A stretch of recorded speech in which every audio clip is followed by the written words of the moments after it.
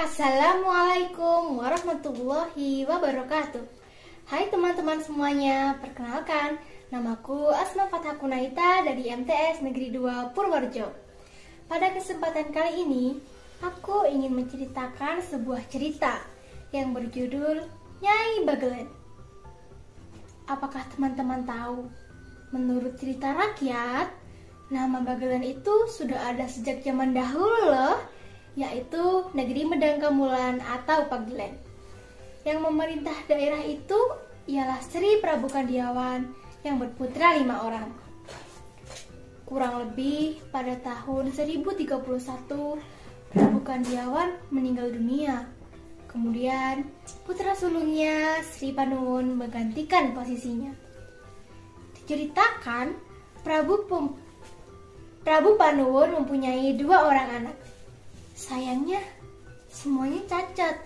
Itu membuat Prabu Panuwun bersedih. Akhirnya, Prabu Panuwun bersemedi untuk memohon petunjuk Dewata. Diperolehlah suatu petunjuk gaib bahwa ia harus pergi ke suatu sendang di Somolangu. Waktu berjalan dan Prabu Panuwun memperistri anak perempuan Kiai Somolangu. Dari pernikahannya tersebut, ia dikaruniai anak perempuan bernama Raden Roro Wetan, yang kelak akan terkenal dengan nama Nyai Bagelen dan menjadi pewaris daerah Bagelen. Setelah dewasa, Roro Wetan menjadi istri Pangeran Awu-Awu Langit dari daerah Ngombol. Karena ayah Roro Wetan, Prabu Panuwun memimpin daerah Bagelen, Pangeran Awu-Awu Langit pun menggantikan kedudukannya di Bagelen. Bagelen adalah daerah yang maju dan subur, sehingga sektor pertanian utamanya yaitu padi ketan wulung dan kedelai maju dengan pesat. Nyai Bagelen dan suaminya bekerja sebagai petani juga sebagai penenun. Dari pernikahannya dengan Pangeran Awu-Awu Langit, Nyai Bagelen dikaruniai 3 orang anak. Anak sulungnya bernama Raden Bagus Gento dan 2 adik perempuannya dinamai Raden Roro Taker dan Raden Roro Pitra. Pada suatu hari Selasa Wage, ketika Nyai Bagelen sedang menenun dengan tenang dan anak-anaknya bermain tak jauh dari tempatnya bekerja, tiba-tiba Nyai Bagelen dikejutkan oleh sesuatu yang luar biasa aneh. Yang sedang menyusup bukan anaknya, melainkan seekor anak lembu. Dengan bergegas ia mencari anak-anaknya. Ia juga bertanya kepada suaminya, "Suamiku, apakah kau melihat anak-anak kita? Apa kau tahu, aku barusan mengalami kejadian yang sangat aneh." Sayang, jawaban dari suaminya kurang mengenakan, hingga terjadi pertengkaran. Akhirnya alat tenunnya didorong ke lumbung padi dan kedelai hingga isinya berhamburan. Lumbung padi itu terlempar jauh dan tersangkut di pohon beringin di desa Kerendetan. Dan yang sebuah lagi jatuh di desa Panetak, Somorejo.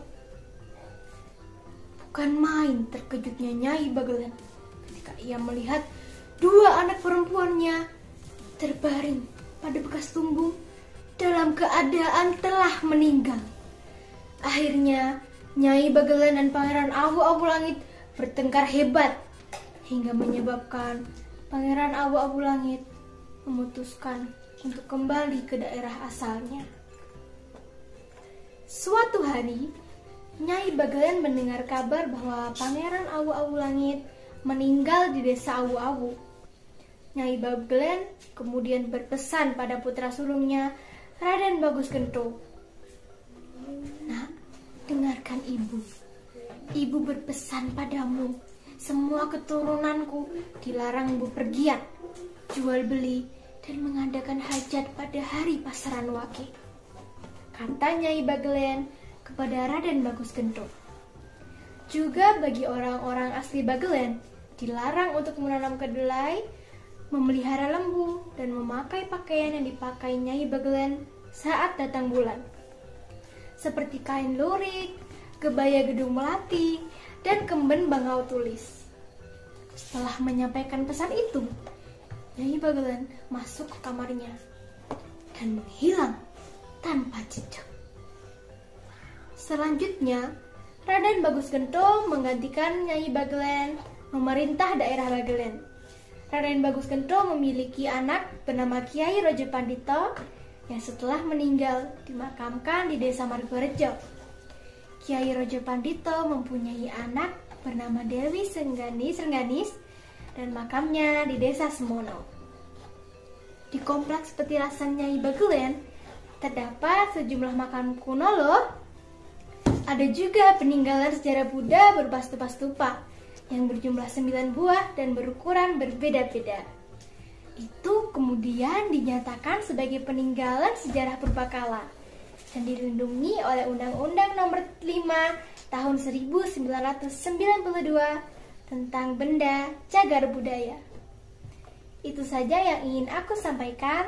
Terima kasih telah menonton dan wassalamualaikum warahmatullahi wabarakatuh.